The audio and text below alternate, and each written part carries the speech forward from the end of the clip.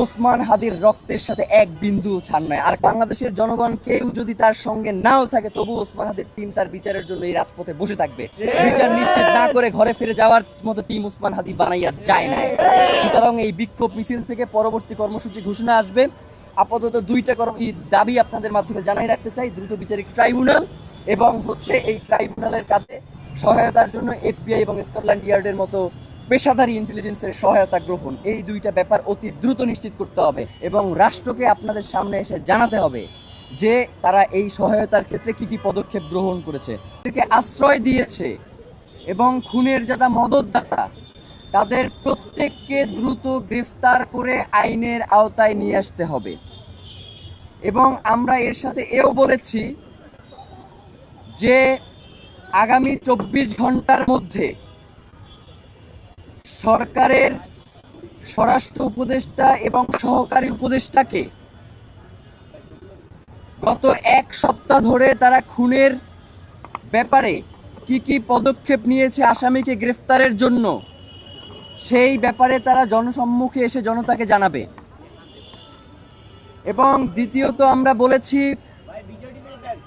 Civil military ইন্টেলিজেন্সের মধ্যে পূর্বেই ওসমান হাদির খুনের সাথে যারা জড়িত তাদেরকে গ্রেফতার করা দরকার। কিন্তু আমরা লক্ষ্য করেছি গতকাল স্বরাষ্ট্র মন্ত্রণালয়ের পক্ষ থেকে যেই বিবৃতি দেয়া হয়েছে, মুখে স্পষ্ট ভেসে উঠেছে যে আপনাদের কাছেই আসলে এর কোনো সুস্পষ্ট ব্যাখ্যা নাই। আপনারা এক এক সময় এক এক ধরনের কথা বলছেন। এই বলছেন খুনি ভারতে পালিয়ে গেছে, আবার এই বলছেন যে খুনি দেশে আছে। বাংলাদেশের গোয়েন্দা সংস্থার আসলে কাজ কি? ট্যাক্সের টাকায় বাংলাদেশের সবথেকে গুরুত্বপূর্ণ জায়গাগুলোকে দখল করে আরামায়েশ করার জন্য কি আপনাদেরকে জনগণ এখানে বসিয়ে রেখেছে? আপনারা যদি ওসমান হাদির মতো এত গুরুত্বপূর্ণ বাংলাদেশের স্বাধীনতা সার্বভৌমত্বের প্রতীক জুলাই জজবার প্রাণ শহীদ ওসমান হাদির খুনের ঘটনাকে যদি এইভাবে তুচ্ছ-তাচ্ছিল্য করেন, যারা বাংলাদেশের জনগণের জীবনকে জাহান্নাম বানিয়ে দিতে চান, বাংলাদেশের জনগণ যতক্ষণ পর্যন্ত স্বাধীনতা সার্বভৌমত্ব রক্ষার এই আন্দোলনে রয়েছে, আপনারা কোনো শান্তিতে থাকতে পারবেন না। বাংলাদেশের জনগণ আপনাদের জীবনকেও জাহান্নাম বানিয়ে ছাড়বে। আমরা বলতে চাই, আমরা যেই দুইটা দাবি জানিয়েছি, আপনারা এখন পর্যন্ত খুনি কোথায় রয়েছে? আপনারা খুনির ড্রাইভারকে গ্রেফতার করছেন, খুনির ড্রাইভারকে আপনারা গ্রেফতার করতে সক্ষম হন নাই। খুনির যে পিতামাতা রয়েছে, খুনির শ্যালক রয়েছে, এক এক সময় এক একজনকে উঠিয়ে নিয়ে আসেন এবং বলেন যে তারা আমাদেরকে পর্যাপ্ত তথ্য সরবরাহ করতে পারছে না। মানে গোয়েন্দা সংস্থা এবং যারা তাদেরকে জিজ্ঞাসাবাদ করেন, আপনারা বলেন যে তারা সর্বোচ্চ তথ্য সরবরাহ করতে পারছে না, এবং আপনারা গুলি করা পরবর্তী সময়ে আমাদের কাছ থেকে তথ্য নিয়ে খুনিকে নিশ্চিত করবার চেষ্টা করেন। আপনাদের কাছে সেই ক্যাপাসিটিও নাই যে খুনিকে কিভাবে চিহ্নিত করা যায়। যতক্ষণ পর্যন্ত আমরা ইনকিলাব মঞ্চের পক্ষ থেকে আপনাদেরকে খুনিকে চিহ্নিত করে না দিতে পারছি, ততক্ষণ পর্যন্ত আপনারা খুনিকে চিহ্নিত করতে পারেন নাই। এবং পরবর্তী সময়ে আমরাই আপনাদেরকে বের করে দিয়েছি যে এই খুনের সাথে কারা কারা জড়িত রয়েছে, আপনারা বের করতে পারেন নাই। তাহলে তো এই গোয়েন্দা সংস্থা রাখবার কোনো দরকার নাই। ইনকিলাব মঞ্চকে বাংলাদেশের গোয়েন্দা সংস্থার দায়িত্ব দিয়ে দেন। যেহেতু সব কাজে ইনকিলাব মঞ্চেরই করা লাগতেছে, গোয়েন্দা তথ্য সরবরাহ থেকে শুরু করে সকল কাজ যদি ইনকিলাব মঞ্চই করে, তাহলে এই গোয়েন্দা সংস্থাগুলোকে বসিয়ে রাখবার তো কোনো দরকার নাই। আমরা দ্বিতীয় দাবি জানিয়েছিলাম যে সিভিল মিলিটারি ইন্টেলিজেন্সের মধ্যে ঘাপটি মেরে বসে থাকা আওয়ামী দোসরদেরকে চিহ্নিত করে আপনারা গ্রেফতারের আওতাধীন করেন। দ্বিতীয় নাম্বার দফা আপনারা কোনো উচ্চারণই করেন নাই। মানে কি ফাইজলামি নাকি? মানে বাংলাদেশের জনগণ, কোটি কোটি জনগণ আপনাদেরকে দুইটা দফা দিয়েছে, আপনারা কোনো তোয়াক্কাই করতেছে না। বাংলাদেশের জনগণ এই সরকারকে টিকিয়ে রাখার দায়িত্ব নেয় নাই। এই সরকার যদি এই বিচার নিশ্চিত না করতে পারে, এই সরকারে থাকবার কোনো দরকার নাই। বাংলাদেশের জনগণ দীর্ঘ 15 মাস ধরে এই সরকারের সকল অন্যায়কে শুধুমাত্র বৈধতা দিয়েছে যাতে জুলাইয়ের এই বিচারগুলো হয়, যাতে বাংলাদেশের স্বাধীনতা সার্বভৌমত্ব অক্ষুণ্ণ থাকে, যাতে বাংলাদেশের স্থিতিশীলতা বজায় রাখে, যাতে বাংলাদেশে সুষ্ঠু একটা নির্বাচন হয়। আপনারা কোনোটাই করতে সক্ষম হচ্ছে না। তাইলে আপনাদের তো এখানে বসে আরাম করবার কোনো দরকার নাই। আপনাদেরকে যখন আমরা গিয়ে বলি যে এই খুনিদেরকে কারা ছাড়াইলো, আপনি হাসতে হাসতে বলেন যে বাবা এটা কেমন কথা, এর দায়িত্ব তো আমার না। তাই মিয়া ফাইজলামি করেন। আপনার আইনমন্ত্রী বানানো হয়েছে কি আপনার খালি এই দায় অস্বীকার করবার জন্য? আপনি আইন উপদেষ্টা হয়েছেন কি খালি দায় অস্বীকার করবেন এই জন্য? আপনার কি কোনো দায় নাই? এই যে জনগণ যখন এই যে উপদেষ্টা পরিষদ গঠিত হয়, জনগণ কারে চিনত? জনগণ তো খালি আপনারই ডক্টর ইউনূস আসবার পূর্ব পর্যন্ত তো এই উপদেষ্টা পরিষদ কারা কি হবে এই দায়িত্ব তো আপনার উপরেও বর্তায়। তাইলে আপনি এখন যে কথায় কথায় বলেন যে বাবা এইটা তো উচ্চ আদালতের কাজ, এইটা অমুকের কাজ, এইটা তমুকের কাজ, তাহলে আপনার আসলে কি খালি অস্বীকার করাটাই আপনার দায়িত্ব, নাকি আপনি এই বাংলাদেশের পুরো জনগণের দায়িত্ব নিয়ে আপনি ক্ষমতায় গেছেন? আপনি সেই দায়িত্বকে অস্বীকার করেন কেন? আমরা স্পষ্ট করে বলতে চাই যে স্বরাষ্ট্র উপদেষ্টা, সহকারী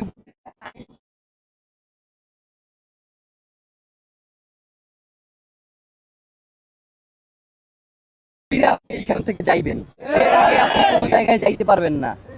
মানে হইলো যাইয়া আপনি যাবেন, কোনো সমস্যা নাই, তার আগে বলবেন যে আপনারা কে বাধা দিচ্ছে এই দায়িত্ব পালন করতে, আপনি কার কার জন্য এই দায়িত্ব পালন করতে পারেন, এর বিচারের জন্য আপনি কি কি পদক্ষেপ নেবেন সেইটা আপনার মুখ থেকে আমরা শুনতে পারি নাই। মানে আপনার যে অসহায়ত্ব সেইটা আমরা দেখতে পাচ্ছি, আপনি আসলে কিসের কারণে অসহায় সেইটা আমরা জানতে চাই। আপনাকে কে অসহায় করে তুললো এইটা আমাদের কাছে আপনার জানাইতে হবে। মানে এইটা না জানাইয়া তড়িঘড়ি করে নির্বাচন দিয়ে এরপর আপনি চলে যাবেন, এটা হবে না। নির্বাচনের আগে বিচার নিশ্চিত করতে হবে, এরপর নির্বাচনের আগে কোনো নির্বাচন হবে না। মানে বাংলাদেশের জনগণ শুধুমাত্র ওই সবসময় স্থিতিশীলতা রক্ষার জন্য রক্ত দিয়ে যাবে, এই ঘুমসুম শেষ, এইগুলো আর চলবে না। এখন থেকে রক্ত দিব না। প্রয়োজনে যারা আমাদের ভাইকে হত্যা করছে, গুম করছে, খুন করছে, আপনারা যদি এই দায়িত্ব পালন করতে না পারেন, বাংলাদেশের জনগণ কিন্তু রক্ত নেওয়া শুরু করে দেবে। রক্তপাত একবার শুরু হয়ে গেলে এটা কিন্তু আপনারা থামাইতে পারবেন না। সুতরাং আপনাদেরকে হুঁশিয়ারি করে বলতে চাই যে অতি দ্রুত ওসমান হাদির খুনের সাথে যারা জড়িত তাদেরকে দ্রুত গ্রেফতার করেন। আপনারা যদি সুস্পষ্টভাবে আমাদেরকে বলেন যে খুনি ভারতে পলায়ে গেছে, তাইলে কি করতে হবে? তাইলে যেটা করতে হবে সেটা হচ্ছে বাংলাদেশে একটা বন্দি বিনিময় চুক্তি, আপনারা জানেন না? এই যে উলফা নেতাদেরকে যে বন্দি বিনিময় চুক্তির মাধ্যমে ভারতে পাঠানো হয়েছে, আপনারা দেখেন নাই? উলফা নেতারা খালি বাংলাদেশ থেকে ভারতে পাঠানো যায়, ভারত থেকে দিল্লির ওই কুত্তা শেখ হাসিনারে বাংলাদেশে আনা যায় না। মানে হইলো চাইয়া বাংলাদেশ থেকে খালি আমরা সবাই খালি সহযোগিতা করবো আর পাঠাবো, ওই দেশে খালি সন্ত্রাসীদের অবরায়ন হবে, ওই দেশ থেকে কাউকে পাঠানো হবে, এই ধরনের ফাজলামি মার্কা বন্দি বিনিময় চুক্তি আমাদের দরকার নাই। আপনারা অতি দ্রুত ওসমান হাদিকে যারা খুন করেছে তাদেরকে দেশে থাকলে গ্রেফতার করেন, আর দেশে যদি না থাকে তাহলে তাদেরকে বিদেশে যেখানেই থাকুক সেইখান থেকে আনবার ব্যবস্থা করেন। এর বাইরে আমরা আসলে আর কিছু জানি না। এখন হচ্ছে যেইটা সেটা হচ্ছে আপনাদেরকে অতি দ্রুত আপনারা যে কি করবেন সেটা আমাদের বোঝা হয়ে গেছে। আপনাদেরকে আমরা ইনকিলাব মঞ্চের পক্ষ থেকে জানাইতে চাই যে অতি দ্রুত একটা দ্রুত বিচারিক ট্রাইব্যুনাল আপনাদের গঠন করতে হবে, যেখানে এই ঘটনার সাথে যারা জড়িত তাদেরকে অতি দ্রুত বাংলাদেশের বিভিন্ন গোয়েন্দা সংস্থার যে সর্বোচ্চ যারা ইন্টেলিজেন্স আছে তাদেরকে প্রয়োজনে আপনারা এর সাথে যুক্ত করে একটা দ্রুত বিচারিক ট্রাইব্যুনাল গঠন করেন। এবং যদি আপনারা এটা করতে সক্ষম না হন তাহলে এফবিআই এবং স্কটল্যান্ড ইয়ার্ডের মতো যারা পেশাদার ইন্টেলিজেন্স আছে তাদের সহায়তা নেন, তাদেরকে বাংলাদেশে এনে এর পিছনে কারা কারা রয়েছে তাদেরকে দ্রুত গ্রেফতারের ব্যবস্থা করেন এবং বিচারের মুখোমুখি করেন। কোনো হাঙ্কি পাঙ্কি আমরা শুনতে চাই না। এই যে ইসের বন্দুক যুদ্ধের মাধ্যমে হত্যা করা এইসব বালসালা এখন আর আমরা জানতে চাই না। আমরা চাই ওসমান হাদিকে যারা খুন করেছে তাদেরকে জনতার সামনে এনে আপনারা উপস্থাপন করেন, তাদেরকে বিচারের মুখোমুখি করেন। এর বাইরে আমরা আর কিচ্ছু জানতে চাই না। প্রিয় ভাইয়েরা, ওসমান হাদি ভাই বাংলাদেশের স্বাধীনতা সার্বভৌমত্বের প্রতীক ছিল। এই যে এখানে এত সাংবাদিক রয়েছেন, আপনারা জানেন ওসমান হাদি, মানে আপনারা তো অনুসন্ধানী সাংবাদিক আছেন অনেকেই, আপনারা জানেন ওসমান হাদি কোন ধরনের লাইফ লিড করতে, তার পরিবারকে কত সময় দিয়েছে। সে আজীবন এই শাহবাগের রাস্তায় পড়ে রয়েছে এই জুলাই পরবর্তী সময় থেকে, যে বাংলাদেশের স্বাধীনতা সার্বভৌমত্বকে কিভাবে টিকিয়ে রাখা যায়, কিভাবে জুলাইকে বাঁচিয়ে রাখা যায়, কিভাবে এই সরকারকে স্থিতিশীল রাখা যায়। কিন্তু এই তিনটার একটাও আপনারা করতে সক্ষম হন নাই। তা আমরা বলতে চাই যে অতি দ্রুত আপনারা একটা বিচারিক ট্রাইব্যুনাল গঠন করেন এবং সেক্ষেত্রে আপনারা এফবিআই এবং স্কটল্যান্ড ইয়ার্ডের মতো গোয়েন্দা সংস্থাকে এর সাথে যুক্ত করেন। এবং আরেকটা জিনিস যেটা সেটা হচ্ছে যে দায় এড়ানোর কোনো সুযোগ নেই। এবং আপনারা দেখছেন যে বিভিন্ন ধরনের নাটক শুরু হয়ে গেছে ওসমান ভাইকে গুলি করার পর থেকেই। বিভিন্ন জায়গায় আমরা স্যাবোটেজের ঘটনা শুনতে পাচ্ছি। ভাইয়ের একটা জিনিস বইলা দেই, ওসমান হাদি এমনই একজন ব্যক্তি পুরো বাংলাদেশও যদি অস্থিতিশীল হয়ে যায় ওসমান হাদিরে আপনারা সেখান থেকে আলাদা করতে পারবেন না। ওসমান হাদি হচ্ছে আলাদা একটা সত্তা, যে সবার সামনে বলেছে না নজরুল, যে উঠিয়াছি আমি একা চির বিস্ময় বিশ্ববিধাত্রীর। ওসমান হাদি হচ্ছে সেই বিশ্বর চির বিস্ময়, যে একা দাঁড়িয়ে থাকে, তার আর কোনো কিছুতেই তাকে আড়াল করা যায় না। যত ঘটনাই আপনারা সামনে আনেন না কেন, ওসমান হাদিকে আপনারা আড়াল করতে পারবেন না। তার এই খুনের বিচার আপনাদেরকে নিশ্চিত করতেই হবে। এবং সর্বশেষ যেই কথাটা বলে আজকের এই সংবাদ সম্মেলন শেষ করতে চাই, সেটা হচ্ছে যে ওসমান, আমরা 24 ঘন্টা আলটিমেটাম দিয়েছিলাম না আপনাদেরকে, যে এর মধ্যে জনসম্মুখে এসে তাদের জবাবদিহি করতে হবে, তারা তো এই জবাবদিহি করে নাই। বিকাল 3টায়, দুপুর 3টায় আমরা একটা বিক্ষোভ মিছিল ডাকছি ইনকিলাব মঞ্চের পক্ষ থেকে। ওই বিক্ষোভ মিছিল পরবর্তী সময়ে আমরা কর্মসূচি ঘোষণা করব যে এই সরকারের সঙ্গে আমরা রয়েছি, নাকি এই সরকার পতনের আন্দোলন আমরা ইনকিলাব মঞ্চের মাধ্যমে শুরু করব। এইটাই হচ্ছে আমাদের দাবি। মানে হচ্ছে ওসমান হাদির বিচার হবে না, কিন্তু সরকারের স্থিতিশীলতা রক্ষার জন্য আমাদের তার সাথে বসে লিয়াজও করতে হবে। সেই টিম ওসমান হাদি বানাইয়া যায় নাই। ওসমান হাদির টিম, বাংলাদেশের জনগণ তো তার সাথে আছে। বাংলাদেশের জনগণ কেউ যদি তার সঙ্গে নাও থাকে, তবু ওসমান হাদির টিম তার বিচারের জন্য এই রাজপথে বসে থাকবে। বিচার নিশ্চিত না করে ঘরে ফিরে যাওয়ার মতো টিম ওসমান হাদি বানাইয়া যায় না। সুতরাং এই বিক্ষোভ মিছিল থেকে পরবর্তী কর্মসূচি ঘোষণা আসবে। আপাতত দুইটা দাবি আপনাদের মাধ্যমে জানাই রাখতে চাই: দ্রুত বিচারিক ট্রাইব্যুনাল, এবং হচ্ছে এই ট্রাইব্যুনালের কাছে সহায়তার জন্য FBI এবং স্কটল্যান্ড ইয়ার্ডের মতো পেশাদারী ইন্টেলিজেন্সের সহায়তা গ্রহণ। এই দুইটা ব্যাপার অতি দ্রুত নিশ্চিত করতে হবে। আমাদের কালক্ষেপণ করা চলবে না। নির্বাচনকে স্থিতিশীল এবং সুষ্ঠু করবার জন্য ওসমান হাদিকে যারা খুন করেছে তাদের অতি দ্রুত গ্রেফতার করতে চায়।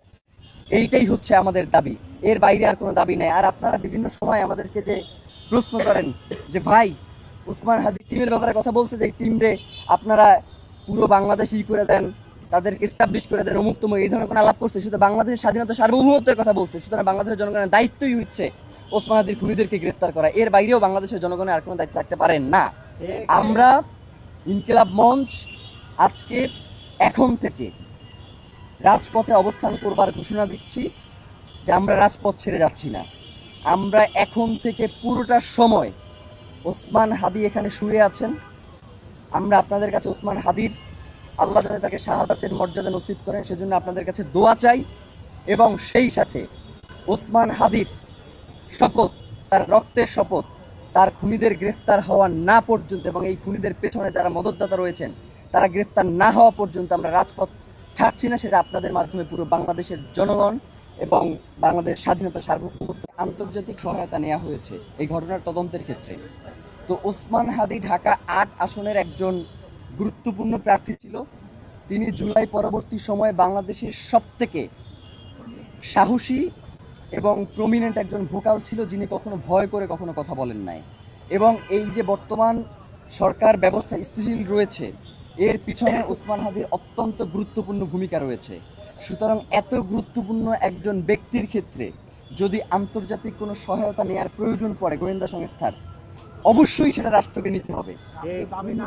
হ্যাঁ, অবশ্যই। আমি তো বললামই যে আমাদের দুইটাই দাবি, একটা হচ্ছে দ্রুত বিচারিক ট্রাইব্যুনাল গঠন, এবং সেই সাথে এক্ষেত্রে গোয়েন্দা ইন্টেলিজেন্সের আপনি চাইলে সহায়তা নিতে পারেন। এক্ষেত্রে আপনাকে সহায়তা নিতে হবে, নিতে পারেন বলতে কথা নাই, আপনাকে নিতে হবে। মানে কি, ওসমান হাদি রক্ত ঝরাই গেছে এবং সেইটার আমরা খুনিদের বিচার দেখবো না, এটা তো হইতে পারে না। 5ই আগস্ট পরবর্তী বাংলাদেশে এই প্রশ্রয়টা কোনোভাবেই দেওয়া যাবে না। তাহলে আপনাদের শুধু লাশই ঝরবে, ওসমান হাদিদের শুধু রক্তের ধারা বইতেই থাকবে, কিন্তু বাংলাদেশের স্বাধীনতা সার্বভৌমত্ব কিন্তু অক্ষুণ্ণ থাকবে না। যে আর কারো কোনো প্রশ্ন আছে? জি,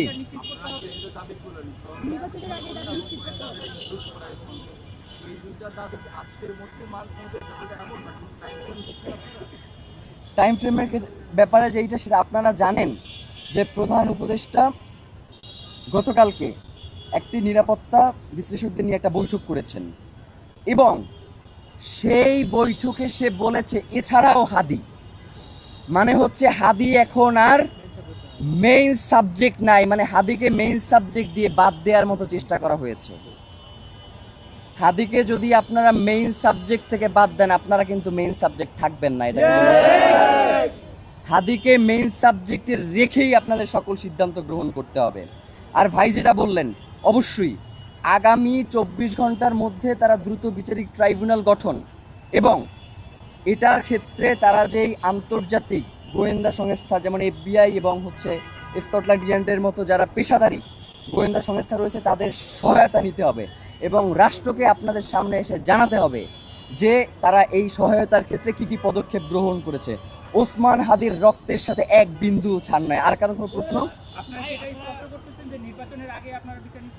অবশ্যই, এবং এই জন্যই দ্রুত বিচারিক ট্রাইব্যুনাল প্রয়োজনে 1 মাসের মধ্যেই বিচার ব্যবস্থা নিশ্চিত করতে হবে, 1 মাসের মধ্যে।